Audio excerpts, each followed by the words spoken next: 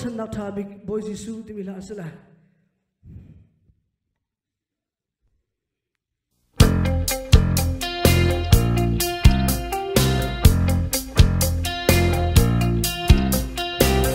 nó rê thay cha nam nó bay đồng cha nam nó ngay chết cha nam nó toa liều cha nam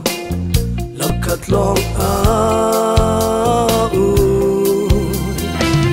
nó lung quay cha nam nó sung liều cha nam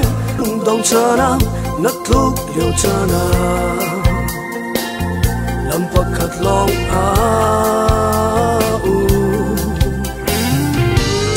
chú nang lê cây cha ruột chân nào thà biết Giêsu lòng asi gan thiếu riết việc về chan khâu tu tinh su cần bói Giêsu lòng asi chú cha đã xây sông té bói Giêsu chan lòng ruột chân nào thà biết nó vô lấy lòng lắm sẽ đi tới bên đã lắm tăng cầu mong sẽ làm ta sợ lại nhịp thở bẹt lại làm thơ anh ngủ sẵn lại nó sẽ đông trả lại rõ chân đạo thả biết Giêsu trả lời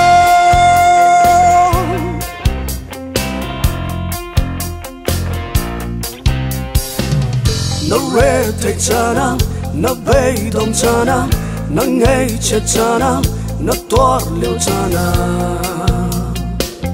làm bạc khát lòng nó lung quay cha nam nó sung liều cha nam nó lung đồng cha nam nó thúc liều cha nam làm bạc khát lòng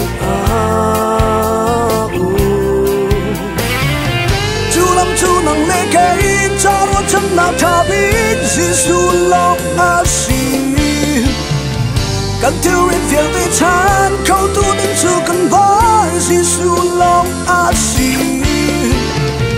chú cha đã xây sông té bói Giêsu chan lòng lần lòng quay cha đã hiện hồi tôi ôi qua xin sang lộ nó rét thấy nam dấu thế ôi bằng trái